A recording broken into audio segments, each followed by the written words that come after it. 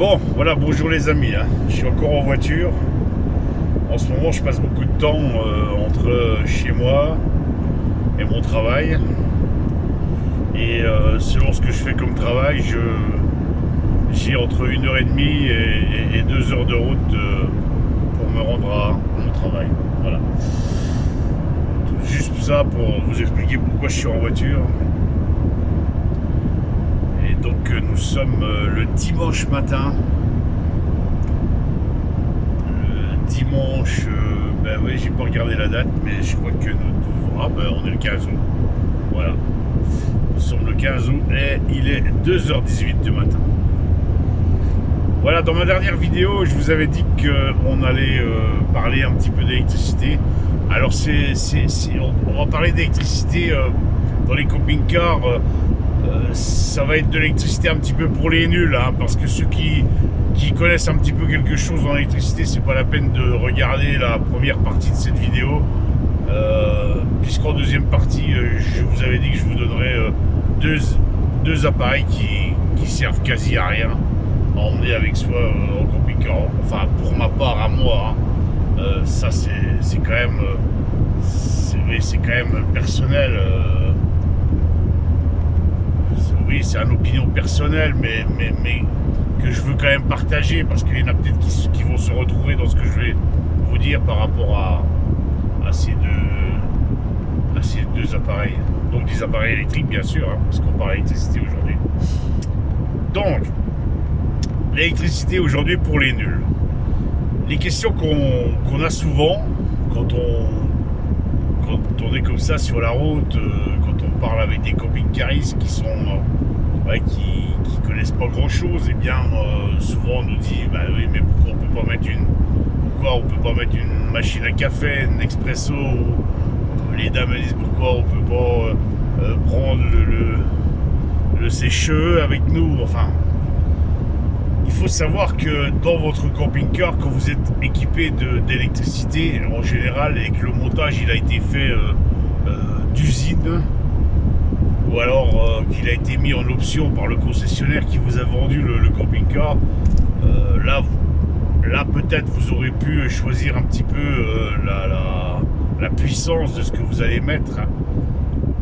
Mais il faut savoir que chaque appareil que vous achetez dans le commerce a besoin d'une certaine puissance. Et cette puissance, aujourd'hui, on va en parler en watts, parce qu'il y a des gens qui vous en parlent en ampères, et puis il y a des gens qui vous en parlent en watts. Mais ce qu'on retrouve toujours sur ces appareils, sur la notice, voire sur les étiquettes qui sont collées dessus l'appareil, eh bien c'est la puissance dont ils ont besoin. Tous les appareils que vous achetez électriques ont une étiquette, et dessus on vous parle de l'intensité qu'il vous faut en électricité. Donc si c'est du 12 volts, du 24 volts, du 110 volts pour le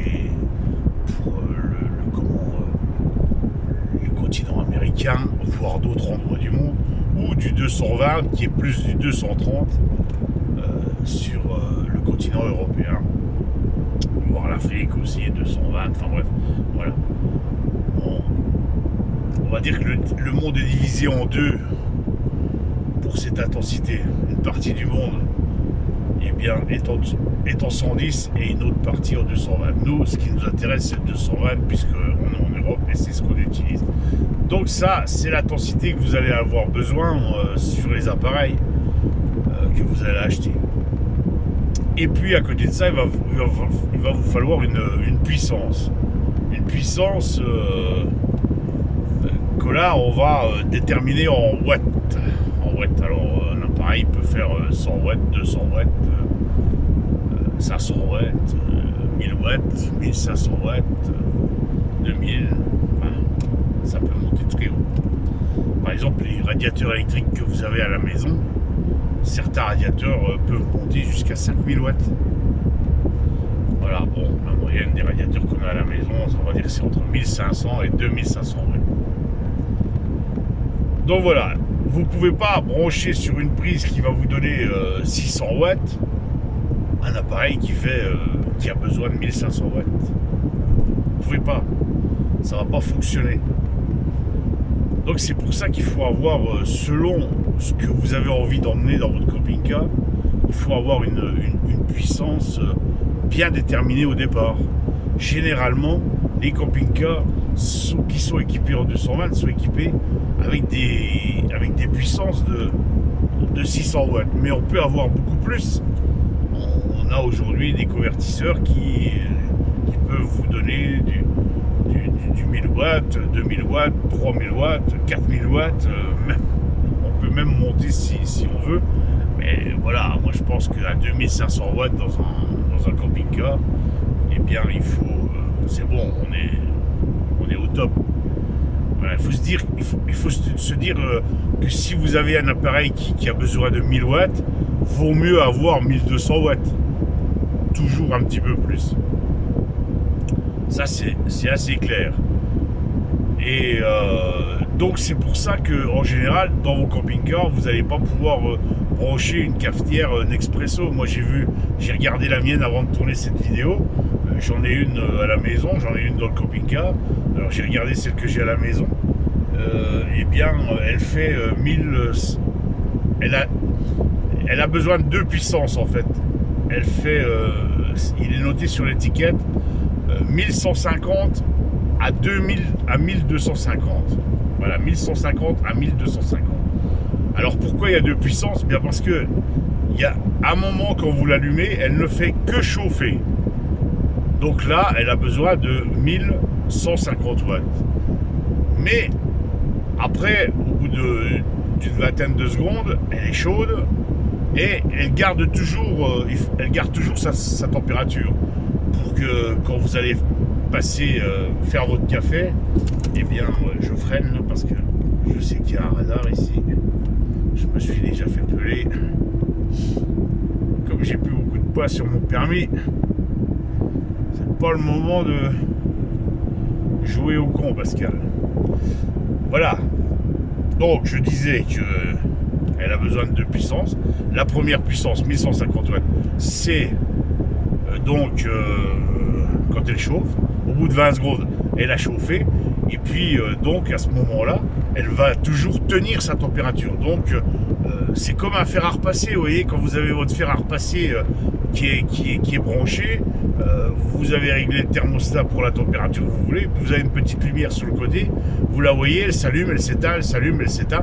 Eh bien, c'est pour que le fer à repasser il garde toujours la même température. Donc, la résistance qui est à l'intérieur, eh bien, elle se met en route, elle s'arrête, elle se met en route, elle s'arrête.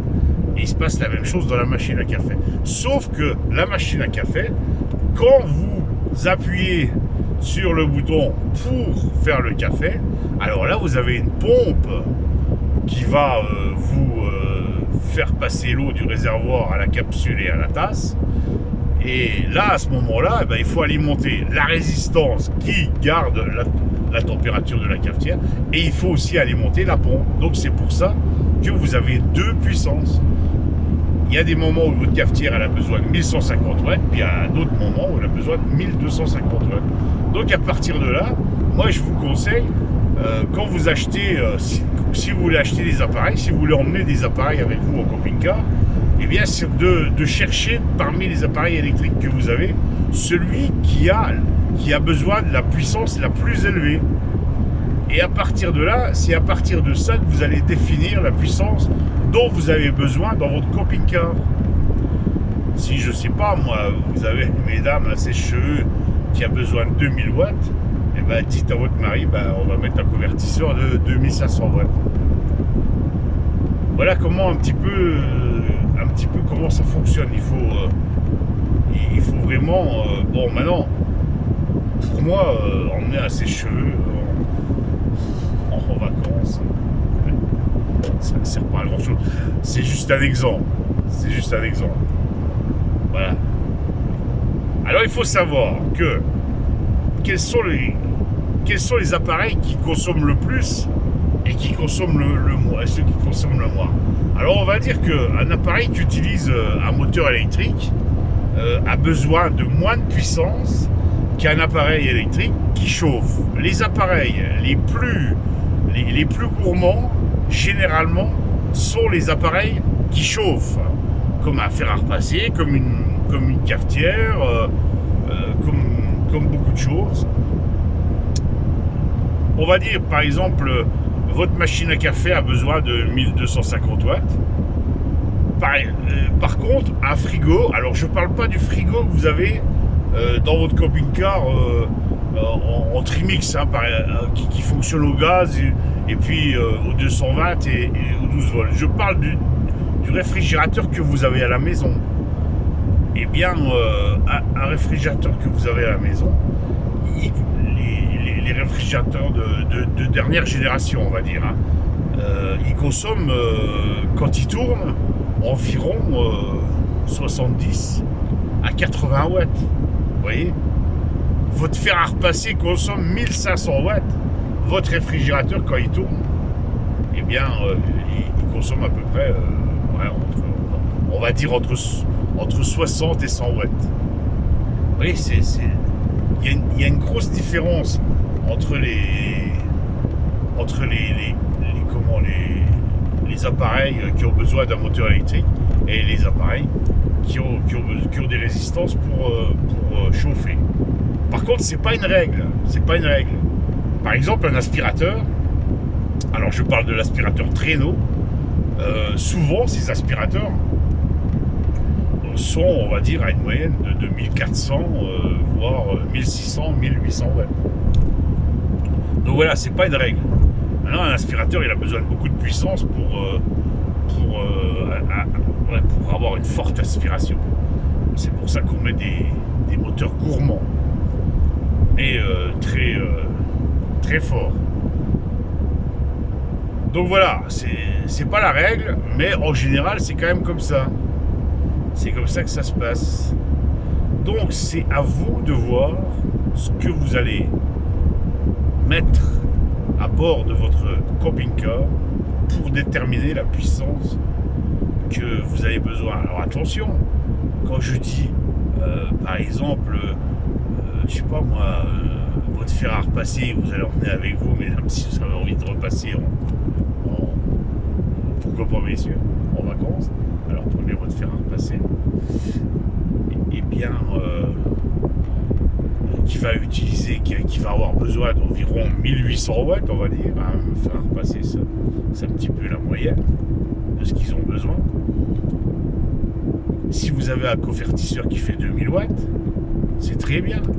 Mais dites-vous bien une chose, c'est que quand vous allez brancher votre fer à repasser, vous n'allez pas faire un café en même temps si vous avez un convertisseur qui fait 2000 watts. Parce qu'il faut toujours additionner le nombre d'appareils que vous allez faire fonctionner en même temps. Donc une cafetière à café, monsieur se fait un café pendant que madame repasse, 1600 watts pour le fer à repasser ou 1800 watts pour le fer à repasser, plus 1250 watts quand la cafetière elle va être au taquet. Vous voyez, on est à 3050 watts. Et là, ça marche plus. Monsieur se fera pas un café pendant que madame repasse. Monsieur attendra que madame ait fini de repasser sa robe de soirée pour boire son petit café. Voilà, on n'est pas à la maison. Quand on a un convertisseur de 2000 watts ou 2500 watts, on n'est pas à la maison. Hein. À la maison, on a des puissances qui sont beaucoup plus élevées. Alors, il y en a qui vous parlent de puissance en ampères. Hein. Alors, sachez que vous ne trouverez jamais sur les appareils la puissance en ampères. Moi, je ne comprends pas pourquoi il y a des gens qui vous parlent en ampères. Maintenant, si vous voulez savoir en ampères combien ça fait, combien un appareil consomme en ampères, c'est pas compliqué. Vous prenez la puissance en watts, donc un appareil qui fait 2000 watts, et vous le divisez par l'intensité. Donc 2000 watts divisé par 220 si c'est un appareil qui marche sur le 220, et puis ça va faire à peu près une petite dizaine d'ampères. Donc voilà. C'est comme ça qu'on calcule en ampères pour savoir combien ça fait. Mais inutile de s'embrouiller avec ça. Hein. Parlons toujours en watts et c'est beaucoup plus facile parce que c'est les données qu'on a qui sont notées sur les appareils, sur les colis des appareils. Donc c'est beaucoup plus facile de parler en watts. Voilà. Et puis il y a quelque chose qui est important quand même, c'est en ampères, c'est la puissance des batteries. Alors là, on parle pas de puissance dans une batterie, on parle plutôt de capacité quand on parle en ampères-heure. Voilà. Et c'est le seul moment où vous allez parler en ampères. C'est quand vous allez parler de votre batterie. Votre batterie qui va être en 12 volts et puis qui va pouvoir emmagasiner 80, 100, 150, 200, 250 ampères. Voilà, donc c'est à vous aussi à déterminer la batterie que vous allez mettre dans votre camping-car par rapport au convertisseur que vous allez mettre, parce qu'il faut savoir que plus votre batterie elle va être petite, plus avec un convertisseur qui va vous faire des 220, et bien plus vous allez la vider à la vitesse grand V. Quand vous convertissez du 12 volts en 220 et puis qu'après vous utilisez sur votre 220 des appareils qui font 1000 watts, 2000 watts, 2500 watts, croyez-moi que votre batterie elle va se vider assez rapidement. Donc important, on parle pour la batterie en ampères, heure, ça c'est pour la capacité de la batterie. Et puis pour les appareils électriques que vous branchez sur votre camping-car, on parle en watts. Voilà. On n'a pas besoin d'aller parler en ampères pour les appareils électriques. Il y a des gens sur internet qui vous parlent en ampères. J'ai un petit peu du mal à comprendre, moi, c'est pourquoi s'embrouiller comme ça avec tout ça. Donc, restons en watts, c'est beaucoup plus simple et c'est les données qu'on a sur chaque appareil qu'on va utiliser. C'est les watts. Et puis aussi, ce qui est noté, bien sûr, c'est la puissance dont vous avez besoin, enfin l'intensité dont vous avez besoin. Si c'est un appareil qui marche aux 12 volts ou aux 220. Voilà un petit peu pour ce qui concerne l'électricité des nuls. Hein. Donc c'est à vous de savoir quand vous allez installer du 220 dans votre camping-car. Si vous l'achetez neuf, vous allez dire à votre vendeur, ben voilà, moi je veux du 220. C'est à vous à lui dire, je veux telle puissance. Si vous le faites installer par un concessionnaire ou par un copain qui bricole assez bien l'électricité, eh bien c'est à vous, avec eux, avec ces personnes-là, de déterminer quelle puissance vous allez mettre dans votre camping-car. Voilà. Si vous n'avez que des appareils à recharger, hein, genre téléphone, ordinateur, alors ça consomme 3 fois rien. Si c'est pour ces appareils-là, même voir un aspirateur, les aspirateurs qui se rechargent, avec un convertisseur de 600 watts, vous avez largement assez, sans aucun problème. Si vous n'avez pas besoin d'autre chose, 600 watts, ça vous ira bien. Si vous voulez mettre une machine à café, si vous voulez amener un fer à repasser, si vous voulez, je sais pas moi, une planche à électrique, ben voilà, il faudra regarder sur l'appareil la puissance qu'il a besoin. Et puis vous déterminerez votre électricité en fonction des appareils que vous allez mettre. Voilà. Il faut bien vous dire une chose, c'est que par exemple, je parle de la plancha électrique. Si vous commencez à cuire de la viande sur une plancha, ce qui va durer, ça dépend ce que vous cuisez comme viande, mais par exemple, si c'est des cuisses de poulet, ça va durer un certain temps. Je pense que quand vos cuisses de poulet elles sont cuites, votre batterie elle est cuite aussi, elle est vide. Donc voilà, bien se dire une chose, c'est que faut prendre des appareils qui ne vont pas consommer longtemps. Hein, une machine à café, ça chauffe à peu près pendant 20 secondes, ça vous coule un café, un expresso, ou les autres, hein, ça vous coule le café à peu près en une vingtaine de secondes aussi, donc 40 secondes, on va dire 1 minute pour faire votre café. Voilà, là c'est pas méchant. Mais cuire des cuisses de poulet sur une plancha, ouais, bon, mais je crois qu'on va oublier. Hein. Mettez là plutôt, prenez-vous plutôt un barbecue à charbon. Et parce qu'à mon avis, la batterie ne tiendra pas le coup, alors vous n'aurez plus d'électricité pour le reste de la journée. Surtout si vous n'avez pas de soleil. Alors bien sûr, quand vous branchez votre camping-car à la maison avec une prise, hein, ou alors sur un air de camping-car, vous avez du courant. Alors vous allez pouvoir brancher plus fort. Quoique, moi j'ai rendu visite une fois à un monsieur en Alsace qui était en camping-car chez un agriculteur. Et il était branché, mais la prise de courant, elle n'allait pas au-delà de 600 watts. Donc, attention où vous branchez. C'est la même chose. Si vous êtes à la maison, là on peut dire il n'y a pas de problème. On a beaucoup de puissance sur une prise. Généralement, les prises qui ont une prise de terre, donc les prises à 3 broches, eh bien on est à...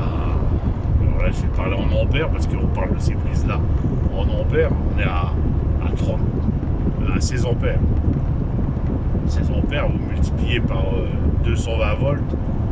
Donc vous voyez 16 par 220, je sais pas ma calculette, mais là, voilà, on est au-delà des 3000 watts.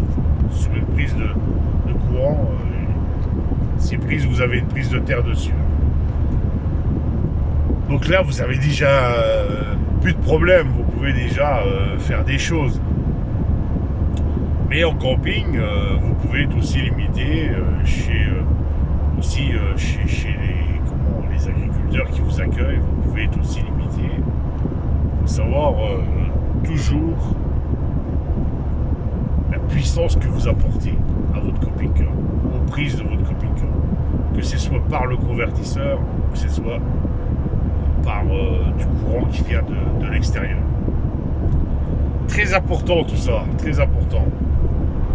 Donc voilà, chers amis, c'est à vous à déterminer la puissance dont vous avez besoin dans votre camping-car.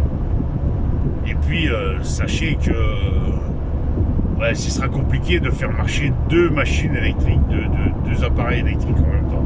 Surtout quand c'est des appareils électriques qui sont très...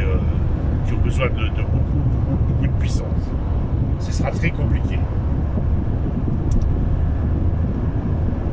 Voilà, donc le fer à repasser, mesdames, c'est comme la plancha électrique. N'oubliez. Ah, je sais, ça va vous donner les sourires. Pas de repassage pendant les vacances au camping-car. Ça, c'est bien. Mais oui, on n'a pas besoin de ça. Franchement. Voilà en gros ce que je voulais vous dire par rapport à l'électricité. Maintenant, je vous ai dit que j'allais vous parler de 2 appareils qui pour moi sont totalement inutiles. J'ai trouvé sur internet, sur Amazon. Alors après j'ai cherché sur YouTube s'il y a des gens qui présentent cet appareil, et j'ai trouvé aussi, bien sûr. J'ai trouvé une machine à café avec laquelle vous allez pouvoir vous faire du café avec les capsules Nespresso. Alors je sais plus le nom de l'appareil, mais vous tapez cafetière Nespresso 12 volts. Vous allez tout de suite la trouver. Elle est sur Amazon, elle est en vente sur Amazon, et il y a quelques youtubeurs qui la proposent. Donc moi j'ai bien regardé les vidéos des youtubeurs qui la proposent. Alors je vous donnerai pas les liens, hein, parce que je suis pas là pour dénoncer les gens qui vendent tout et n'importe quoi. Moi ce que je veux dénoncer c'est l'appareil. Donc cette machine à café, il faut savoir que vous allez la brancher sur le 12 volts. Tout le monde va dire ah génial, oh, on a tous une prise en 12 volts dans notre camping-car, hein, c'est les prises allume-cigare. Et donc les gens vont dire génial. Ben non, pas si génial que ça. Pourquoi pas si génial que ça? Eh bien parce que cette machine à café, elle a besoin de beaucoup de temps pour chauffer. Alors je ne vais pas vous dire combien de temps elle met pour chauffer l'eau, vous allez mettre dedans. Mais je vous promets que ça prend un certain temps. J'ai essayé de décortiquer les vidéos où les gens les présentent. Mais le problème, c'est que les gens, ils font pas des vidéos à l'arrache comme moi. Moi, j'essaye toujours de faire des vidéos à l'arrache. Et donc, j'essaye de faire en sorte, parce que j'en ai quelques-unes qui sont passées quand même dans un logiciel de montage. Mais j'essaye toujours de faire des vidéos à l'arrache, si bien que j'ai pas de coupure. Et eux, quand ils présentent cette cafetière, au moment où ils la branchent, jusqu'au moment où le signal dit que c'est une petite lumière qui s'allume, hein, en vert ou je sais plus, sur la machine pour dire qu'elle est chaude, je pense qu'il se passe au moins 7 à 8 minutes. 7 à 8 minutes avec une machine qui chauffe, parce qu'on est dans une machine à café qui chauffe, je peux vous dire que votre batterie, elle va prendre un sacré coup. Vous allez la vider pas mal. Donc, pour moi, cette machine à café, elle est beaucoup trop énergivore, surtout pour ce qu'elle va vous donner. Parce que les amateurs ou les amatrices de café, sachez que cette machine à café vous donne juste un expresso. C'est-à-dire une petite tasse de café. Vous n'avez pas je dis pas un expresso avec le N, je dis un expresso, un plus loin expresso, donc petit café. Donc, si vous pensez faire un grand café pour le matin, avec ça, oubliez. Si, ou alors, j'ai vu un youtubeur qui dit, bah vous faites votre Nespresso et après vous mettez de l'eau dans votre café. Bah voilà, un bon jus de chaussette, on dira, pour les amateurs de café. Moi, je bois pas beaucoup de café, mais quand j'en bois, j'aime le bon café. Et je vais certainement pas mettre de l'eau dans une tasse expresso pour me faire un grand café, hein. Parce que l'eau, elle reste de l'eau. L'eau, elle n'est pas passée dans le café. Ah, il faut savoir que quand vous mélangez de l'eau dans un café, dans un petit expresso, eh bien, vous allez mettre de l'eau, vous allez faire du jus de chaussette, parce qu'une partie de l'eau que vous allez mettre dans votre tasse, eh ben, elle n'est pas passée dans le café. Et donc, ça reste de la flotte, quoi. Vous allez faire du jus de chaussette. Donc voilà, les deux inconvénients de cette machine à café, c'est qu'elle est très énergivore.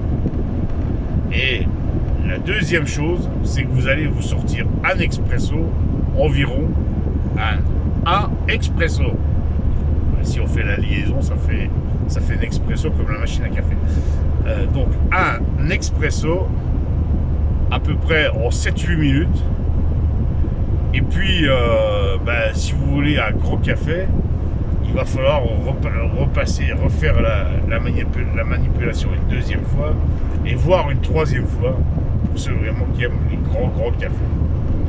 Donc, à peu près, on va dire 3 x 7, 21, on va dire 20 minutes pour vous faire un bon café. Et quand votre machine à café, elle aura chauffé pendant 20 minutes pour un grand café, votre batterie, elle aura pris un bon coup aussi. Vraiment, là, elle aura pris un bon coup. Donc, pour moi, cette machine à café, oubliez. Voilà. Oubliez. Parce qu'elle vaut, je ne sais plus le prix, je ne voudrais pas vous dire des bêtises, mais ça vaut dans les 100 balles, voire un petit peu plus, je ne sais plus trop. Je n'ai plus le prix en tête. Mais pour 100 balles, vous allez sur le bon coin, vous pouvez trouver un bon convertisseur à 2500 watts. Et puis là, vous pourrez brancher votre machine à café Nespresso. Voilà. Pour moi, cette machine à café, allez, laissez-la chez Amazon, elle est bien. Alors, j'ai vu aussi des gens sur internet qui essayent de vous vendre des batteries portables. Alors là, on vend une espèce de batterie, ça ressemble à une valise. Et puis, cette batterie, eh bien, dedans, il y a à chargeur convertisseur, elle est équipée comme ça. Et puis aussi, on vous voit avec ça un panneau solaire qui se déplie pour recharger cette batterie. Alors vous posez le panneau solaire au soleil, donc côté sud, et puis vous pouvez la recharger comme ça, vous branchez votre panneau solaire sur cette batterie portable, et puis elle va se recharger. Alors je dirais c'est pas tout à fait inutile, mais si vous avez déjà sur votre camping-car un panneau solaire, une batterie, et puis donc un convertisseur, je vois pas l'intérêt d'équiper encore votre camping-car avec ça. Je pense que c'est le genre de matériel qui est déjà assez lourd, et donc on emporte beaucoup de choses avec nous en camping-car. On est toujours en surcharge, il ne faut pas se voiler la face. Alors si vous ajoutez encore, je sais pas moi, entre 25 et 30 kilos pour ce genre de matériel, je vois pas l'intérêt. Je ne vois pas l'intérêt d'avoir ça en double dans votre camping-car si vous êtes déjà équipé d'un panneau solaire, d'une batterie et d'un convertisseur. Je ne vois pas du tout l'intérêt d'avoir un peu plus de courant en capacité. Pourquoi pas? Si vous êtes au soleil, votre batterie se recharge grâce à votre panneau solaire, donc vous avez toujours du courant. Donc je vois pas du tout l'utilité de ça dans un camping-car de le doubler. Par contre, pour les gens qui partent avec un camping-car et qui n'est pas équipé de panneaux solaires, de batterie et puis d'un convertisseur de 220 en fait, même voire de 12 volts, pourquoi pas? Je dis, plutôt que de faire une installation solaire, pourquoi pas? Mais quand on voit le prix de ça, de ces batteries rechargeables, ça vaut entre 5 et 600 euros. Eh bien, croyez-moi, vaut mieux installer le panneau solaire sur votre camping-car avec la batterie et puis un bon convertisseur. Vous en aurez pour à peine plus cher. À peine plus cher. Le prix de cette installation va varier en fonction de la capacité de votre batterie. Si vous prenez une batterie qui a beaucoup qui peut stocker beaucoup d'électricité. Donc voilà, moi je crois que j'ai 240 ampères sur le mien. La dernière fois elle a été changée, je crois que la batterie elle a dû coûter dans les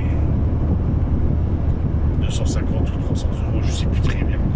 Enfin bref, ouais, une batterie à 250 euros, un convertisseur à 250 euros, on est à 500.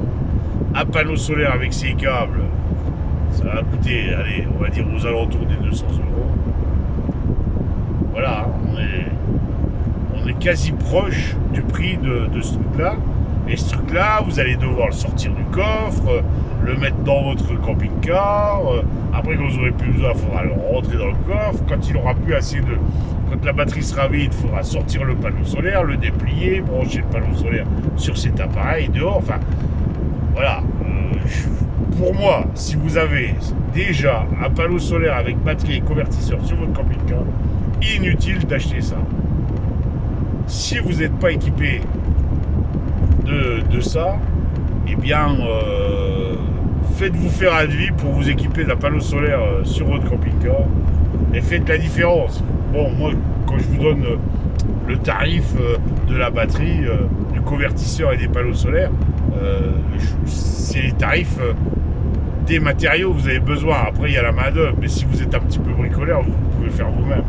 Puis il y a des vidéos qui expliquent comment poser un panneau solaire. Alors bien sûr il y a des choses à respecter, il ne faut pas trop jouer avec l'électricité, mais voilà, si vous connaissez un petit peu quelque chose en électricité, vous l'installez vous-même. Sinon vous allez voir un copain, sinon vous trouvez un petit gars, un petit garagiste, n'importe quoi. Pas besoin d'être, que ce soit un concessionnaire camping-car, parce que vraiment généralement c'est l'arnaque. Moi je vous ai déjà dit que près de chez moi j'ai un concessionnaire qui est correct. Et sinon, ben voilà, vous pouvez toujours trouver moins cher que les concessionnaires. Donc voilà, pour moi, ces deux appareils sont inutiles. Le café, le gros café, 20 minutes pour faire un gros café. Et puis on va dire entre 7 et 8 minutes pour faire un expresso. Et puis donc, cette batterie, pour moi, non. Pour moi, inutile. Totalement inutile. Vaut mieux, si vous n'êtes pas équipé, vaut mieux faire équiper votre véhicule. Ça vous coûtera à peine plus cher. Si vous êtes équipé, déjà, je vois pas du tout l'intérêt. Voilà les amis, si vous voulez faire installer un convertisseur, vous avez déjà du 12 volts dans votre camping-car, vous voulez faire vous voulez faire installer un convertisseur pour avoir du 220, faites attention aussi, je vous en ai pas parlé, mais vous avez des courants qui sont purs et puis des autres courants, on va dire ça comme ça, hein. On est toujours dans l'électricité des nuls, et puis des courants qui sont un peu moins purs, hein. Donc faites bien attention si vous voulez vous servir d'un convertisseur pour charger vos appareils électriques en 220. Il faut que ce soit un convertisseur qui soit pur sinus. Sinon, vous allez, s'il n'est pas comme ça, et ça ils sont tous notés, hein, s'ils le sont ou pas. Et donc, si vous voulez charger ces appareils électriques comme le téléphone, l'ordinateur, vraiment faites attention à ça. C'est important. Maintenant, honnêtement, je vois pas trop l'intérêt, moi, de charger nos appareils sur du 220 dans un camping-car. C'est vrai qu'à la maison, on craque directement dans la prise 220. Mais aujourd'hui, vous trouvez des adaptateurs qui vont sur les prises allume-cigare. Et puis là, vous chargez vos appareils comme dans la voiture, sur l'allume-cigare. Donc, c'est le plus pratique. Alors, si vous voulez pas emmener le fer à repasser, le sèche-cheveux, le café, la machine espresso pour aller en vacances, ben, vous n'avez pas besoin de 220, tout simplement. Vous n'avez pas besoin de 220. Voilà. Et pour ceux qui veulent, ben, choisissez votre convertisseur, en sachant que les appareils que vous allez brancher longtemps et qui chauffent vont très vite vous vider votre batterie. Voilà, alors moi je vais vous dire ce que j'ai, comment je suis équipé dans mon camping-car. Ça vous donne une idée de comment vous pouvez faire. Attention, hein, c'est pas l'installation idéale, et je vais vous dire pourquoi c'est pas l'installation idéale. Moi j'ai un convertisseur de 600 watts, donc bah voilà, ça me permet de recharger mes appareils électriques en 220 volts, mais j'ai aussi des prises allume-cigare ou des prises USB, ou alors je peux mettre sur les prises allume-cigare des adaptateurs USB, et puis je peux aussi charger ces appareils là avec du 12 volts. Donc le convertisseur, en fait il me sert pas à grand chose, parce qu'il fait que 600 watts. Et 600 watts, je vous ai dit que j'ai une machine, une Expresso. Et donc, ben pour la faire marcher, mon convertisseur de 600 watts, ça suffit. Alors moi, j'ai un groupe électrogène qui est dans le coffre du camping-car. Et puis, quand je veux faire un café, ben, je mets en route le groupe électrogène. Alors, l'avantage du groupe électrogène, c'est que vous pouvez avoir une grosse puissance. Moi, j'ai 3400 watts de puissance sur le groupe électrogène, qui est une forte puissance déjà pour un camping-car. Mais l'inconvénient, c'est que ça fait du bruit. Alors, si vous êtes au fond de la forêt, tout seul, pas de problème. Vous mettez en route votre groupe électrogène et vous faites votre café. Et puis, quand le café est fait, vous stoppez votre groupe électrogène. Moi, il est équipé d'une télécommande. Je peux le mettre en route depuis l'intérieur du camping-car et puis l'arrêter aussi depuis l'intérieur du camping-car. Et puis voilà, quoi. Maintenant, si vous êtes sur une aire de camping-car ou dans un camping, bon, dans un camping, généralement, vous allez vous brancher. Si vous êtes sur une aire de camping-car, mais souvent, les puissances sont assez limitées, eh bien, vous allez mettre en route votre groupe électrogène. Et si tout le monde fait pareil, si tout le monde fait la même chose, entre le premier qui va boire son café à 6h du matin et puis le dernier qui va boire son café à 10h du matin, tous les groupes électrogènes qui vont se mettre en route tous les quarts d'heure.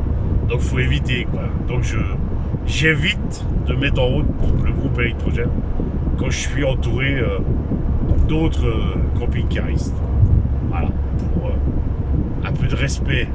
Ah, c'est normal, quoi.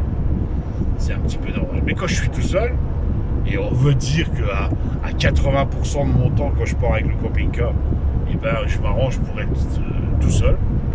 Donc j'ai pas de problème. Je mets en route mon groupe électrogène, me fais mon petit café. Quand je veux mettre un coup d'aspirateur, parce que j'ai un aspirateur traîneau, je sais, il faudra un jour que je m'équipe d'un aspirateur Corochin. Ça prend quand même beaucoup moins de place. Et puis ça use moins d'électricité. Donc ça vide moins la batterie. Mais voilà, pour l'instant, si je veux passer un coup d'aspirateur, pareil, je me rends le groupe électrogène. Toujours à condition d'être seul dans un endroit isolé. Parce que je parle des camping-caristes qui pourraient être autour de moi. Qu'est-ce qu'il y a aujourd'hui? Et mais si vous êtes dans un endroit où vous avez des maisons aussi tout près, vous n'allez pas en mettre en route votre groupe électrogène à 6h du matin non plus. Donc voilà, ça c'est un petit peu l'inconvénient du groupe électrogène. J'en ai vu qui marchaient au gaz, qui sont beaucoup moins bruyants, mais ça reste quand même bruyant. Il n'y a rien à faire. Hein. Moi j'ai un groupe qui fait 53 décibels, donc il est équipé, il est isolé phoniquement, on va dire, mais ça fait du bruit. Il n'y a rien à faire, ça fait du bruit. Donc voilà. Si vous êtes seul, le groupe électrogène, c'est bien. Si vous posez tout seul dans un coin, quand si vous avez du monde autour de vous, c'est un petit peu plus compliqué. Donc, pour les amateurs de café, vous savez quoi? La cafetière italienne. C'est encore ce qu'il y a de mieux. Je ne vais pas vous donner la recette de la cafetière du café à l'italienne. Je me méfie encore ici parce que il y en a marre de ces radars. Hein. Il y en a marre. Partout, ils nous en mettent. Quand même 3 radars sur l'espace d'à peine 100 km, 80 km. C'est un truc de fou. Donc voilà. Moi j'ai aussi donc une cafetière italienne. Comme le matin, je vous dis, je bois pas beaucoup de café, mais le matin j'aime avoir un bon café. Et puis aussi après manger à midi, j'aime bien avoir un bon petit café aussi. Donc cafetière italienne, c'est encore le plus pratique. Et puis ça vous fait du bon café. Hein.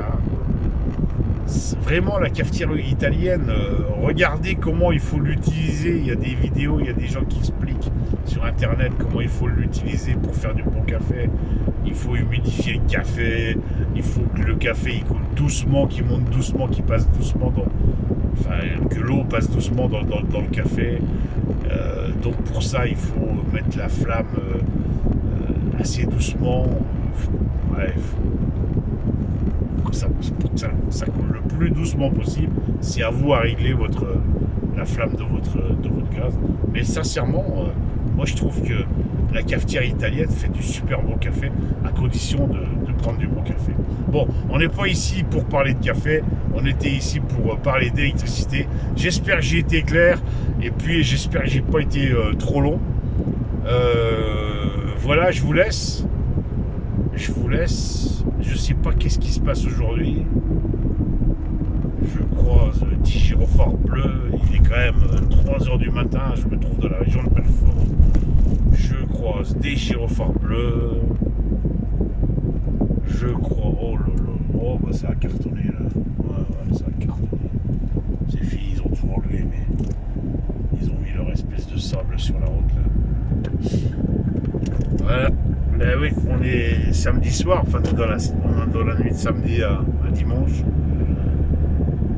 Pour ceux qui n'ont pas trop d'expérience sur la route, c'est la nuit la plus dangereuse de la semaine, hein, la nuit du samedi au dimanche. Il y a 2 nuits qui sont très dangereuses sur la route, c'est la nuit du vendredi au samedi et la nuit du samedi au dimanche. Ben pourquoi? Ben parce que les gens ils font la fête, et puis il y en a qui picolent un peu, il y en a qui sont un petit peu des joies. Font ce qu'ils veulent. Et puis bah, ça donne des routes dangereuses, meurtrières. Comme je vous disais la dernière fois, hein, c'est jamais la route qui est dangereuse. C'est jamais la route qui est meurtrière. C'est vraiment ceux qui l'utilisent qui peuvent être des dangers publics, des meurtriers. Voilà, les amis, je vous laisse. La route, si vous la respectez, elle vous respectera. Allez, bonnes vacances à tout le monde, puisqu'on est encore au mois d'août, il y en a encore plein qui sont en vacances. Je croise plein de camping-cars quand je suis au boulot. Et donc, bonnes vacances à tout le monde, et puis soyez prudents. Ciao les amis, à bientôt. Bye bye.